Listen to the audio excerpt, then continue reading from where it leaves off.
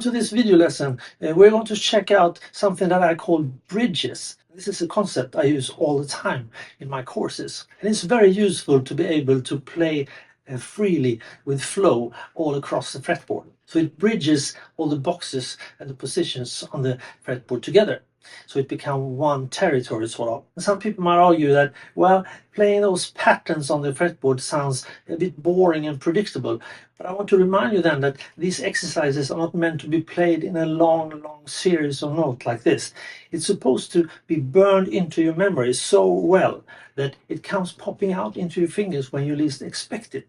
In small pieces or a bit larger perhaps. That's something that you have to discover. So it's very effective, and to learn how to play freely with flow over the whole fretboard is a bit of a large project, wouldn't you say? So of course we're going to chop it down to smaller pieces. And there are lots of ways to do this, but one of the ways that I like is to use a limited number of strings. So today we're going to just use 2 strings at a time.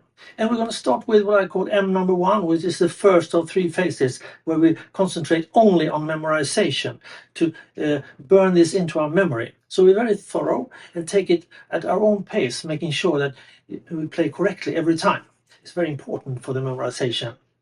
So take it easy and don't allow your fingers to come down onto the fretboard until you have thought about it enough so that you're sure what you're doing. Then you put the finger down on the fretboard. Otherwise you will play the wrong notes and you will put that into your memory instead. Okay, so let's check out how it looks on the fretboard. So we're going to play the A minor pentatonic scale here. We're going to start in position 1, the box 1 here on the 5th fret. And we're going to play a sequence of 4 notes. And it looks like this. I'll play 4 notes up the scale, come back down to note number 2, play 4 notes. And normally I would play this note here, the note G. But in this exercise, we want to move across the fretboard like this. So I'll play 1, 2, 3, 4, 1, 2, 3, and I use the pinky here. And I slide up to the G up here instead. So now I'm up here in box number 2. And then I repeat that pattern in this box. So I play 4 notes from the lowest note here. 1, 2, 3, 4. Pinky here. Come back to the note number 2. 1, 2, 3, and slide up to the next note. So now I'm in box number 3, and I do the same thing here. 1, 2, 3, 4, pinky. 1, 2, 3, pinky here to come up to here, 4. Same thing here. 1, 2, 3, 4, 1, 2, 3, 4. And finally up here in the last position, the box number 5. 1, 2, 3, 4, pinky. 1, 2, 3, 4. So I have now moved across all the 5 positions, the 5 boxes. Okay, so we're going to change now and use the A string and the D string instead. It's going to look like this. Start on the first note here on the A string. Play 4 notes. 1, 2, 3, 4. Come back to note number 2. 1, 2, 3, pinky, and slide up here. And repeat the pattern here. 1, 2, 3, 4. Back to note number 2. 1, 2, 3. Slide up to 4. Same thing here. 1, 2, 3, 4. 1, 2, 3, 4. And again. 1, 2, 3, 4. 1, 2, 3, 4. And finally 1, 2, 3, 4. 1, 2, 3, 4. Okay, so that was the D string and the A string.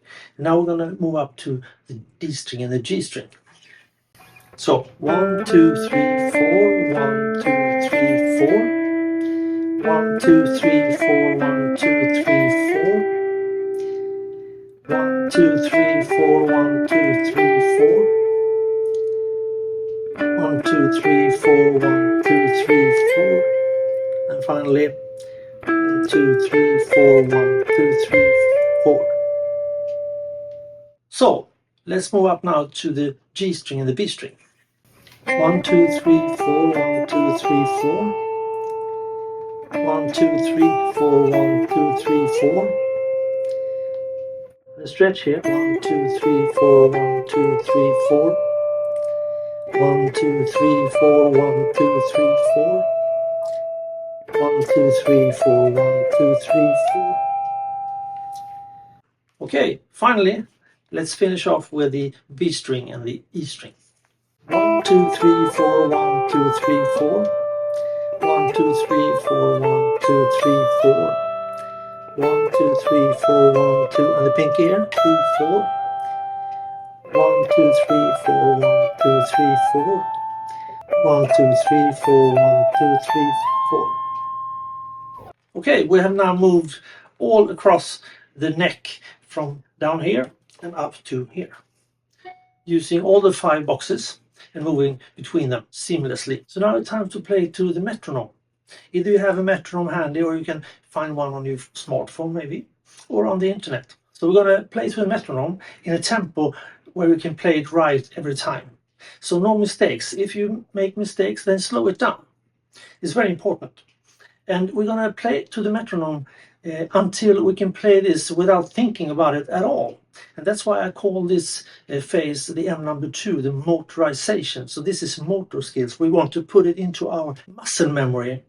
So we're going to play it till we can think about something else and still play it correctly every time. It might take some work, but it's worth it. So pick a tempo where you can play it right every time, feel relaxed, and maybe also breathe properly. That's the most efficient way to master this phase, M number 2. Okay, so we finished with the motorization, playing together with the metronome, and we have now burned this into our muscle memory. So now it's time for the third M, making music. So we're going to play to a backing track, just exploring how this works. And you don't have to play all the way across the neck to begin with. You can just try it out and play a little bit here and there, see what it sounds like. Just try to incorporate it in your playing as much as possible. Make that a project of yours, a long time project, probably.